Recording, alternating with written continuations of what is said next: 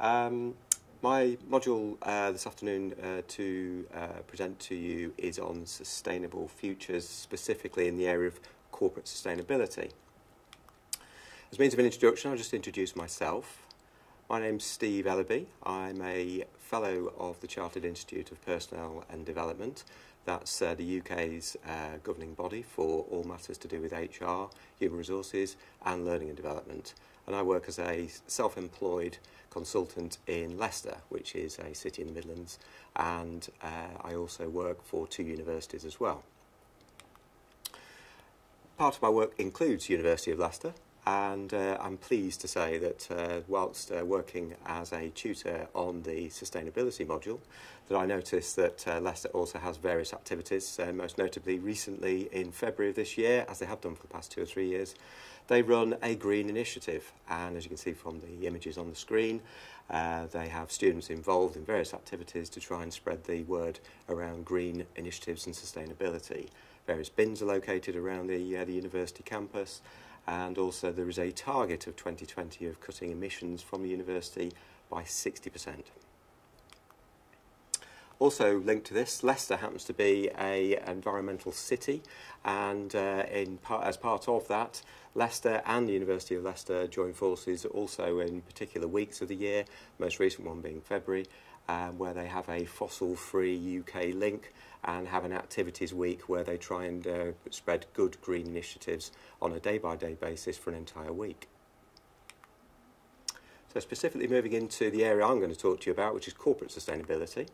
The module is broken into 3 units. Each one will last from my presentation around about 8 to 10 minutes. And I want to go through with you some aims, outcomes expected, and also the style and the materials that are involved as well. First off, the aims. By the end of the sessions, the 3 sessions, I would expect that you'd be able to define corporate sustainability, understand its importance and benefits, not only to organisations, but also to yourself as individuals. Identify some practical applications which will involve your work and input as well, but also to look at not only where you currently exist, but where you may exist in the future, perhaps in an organisation, to maybe introduce sustainability as an initiative. Also, understanding your individual and personal student potential applications as well. So they're the aims. The learning outcomes, specifically what I would hope you'd be able to achieve at the end of the 3 sessions, are to describe and explain the purpose of corporate sustainability policy, and we will look at a policy that's written up for a sample organisation. Secondly, to evaluate the key roles that help develop a corporate sustainability policy. That's both within the organisation but also external to the organisation as well. Also, to create an appropriate action plan, which is the key element really of this whole module, is around what it's like in a corporate setting. So that's an action plan that helps to develop corporate sustainability policy and actually put forward a process that would actually work within an organisation. In terms of style, there's going to be a little bit of theory at the beginning of each session. There's quite a large practical in the 3rd session. I do expect your participation as a student.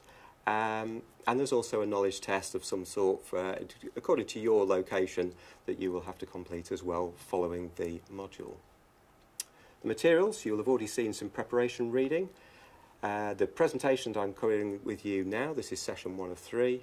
And there's also a workbook, as you can see from the slide. There's a workbook which you will have access to as well. And again, that's quite brief, and I'll explain to you on each session what you have to do to complete the workbook. We've also put together a glossary of business terms just specifically used throughout this particular series of 3 sessions. So, having assumed that you've already looked through some pre-module reading, the 3 sessions that we're going to consider are in hopefully a logical order for you. The first one is understanding corporate sustainability, the 2nd session will be applying it, and the 3rd session will be looking at it from a very practical point of view and actually looking at a case study, an organisation that I've imaginatively called Green Company. There's also some element of post-module quiz or assessment for you to complete as well. So, session 1. There's a short introduction video for you to look at. You'll be able to access that if you go to the slides and click the link directly. It will take you straight through to it. It's non-political. It is from The Guardian, which is a UK newspaper, It's actually an article which just demonstrates the UK's perspective on sustainability and whether or not carbon emissions could be possibly solved or a solution formed from within businesses. It's about 5 minutes long. Okay, so first session, session 1, Understanding Corporate Sustainability. There's 2 key elements to this particular session, which will take a further about 5 minutes. So firstly, what is corporate sustainability? And secondly, why is corporate sustainability important? Firstly, what is corporate sustainability? As it stands at the moment, the search for sustainable energy is looking to dominate this current century. It's an attempt to, and I've broken this into 2 slides to sort of dwell on the points, achieve global, economic, environmental and social sustainability.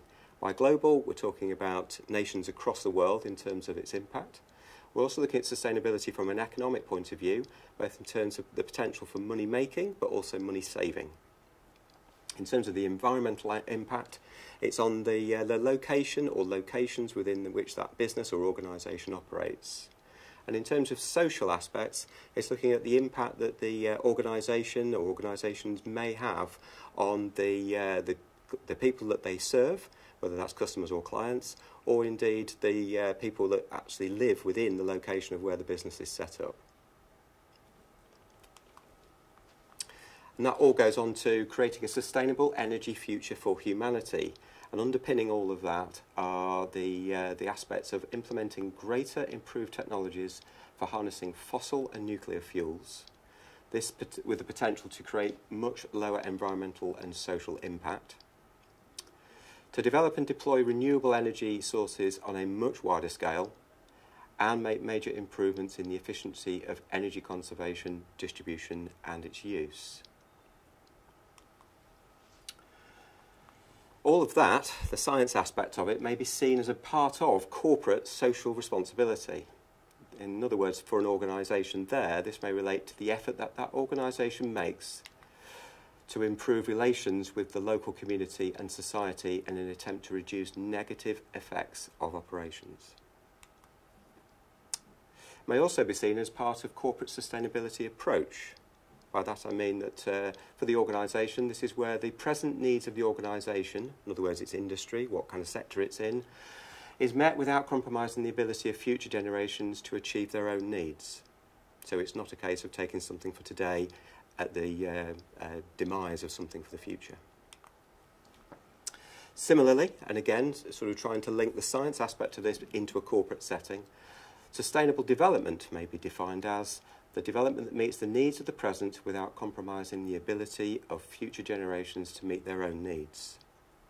And it's with that in mind that we then move on to the rest of this particular session. In terms of most governments, certainly UK specific this, the statistics for energy consumption are broken down as follows. Domestic sector, that's the element that you or I would perceive as being at home, is going to be around the areas of heating, lighting, hot water, cooking and our general appliances and white goods. A commercial or institutional sector, such as perhaps the environment that you're currently watching this in, so that could be a university or a college, it could be offices, shops, schools and the rest. Very similar to the domestic one, it's just on a larger scale. The industrial sector is looking at all of the aspects of both domestic and commercial, but the aspects specifically looking at the power being consumed by a large industrial setting. And specifically the transport sector, the same, but again in relation to powering of vehicles.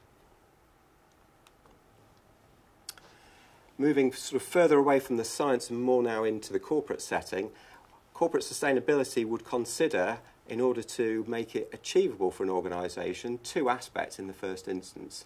First off, will it help with profit and growth? And secondly, does it also satisfy certain stakeholder demands? And we will look at stakeholder demands much further as we go into the module. Both profit and growth and stakeholder demands would therefore be important in order to safeguard or restore the local, regional or even global environmental impact, and also to ensure quality of life, and that's for our communities and our societies both now and in the future. So if that is what is corporate sustainability. Why might it be important? And this is the point that I'm trying to get over to you, is to consider it from the perspective of where we've just left it, which is to ensure quality of life for our communities and our societies. But also, what else? What have you learned around corporate sustainability and sustainable futures that you maybe covered in your studies and maybe could consider this question now? Which brings us to the end of session 1. So if you could now consider the workbook. As you'll see, it's clearly explained within the workbook. Session 1 has 2 aspects that I'd like you to consider. They're both drawn directly from this first session. I'd like you to look at Green Company, both from the point of view of the actual company introduction that's at the back of this booklet as an appendix, and also there's a policy written around green policies, and there's also job roles specific to the organisation and also externally. If you read through those, it will enable you to then answer the questions in relation to the first session, specifically areas of what is corporate sustainability and why is it important. Thank you.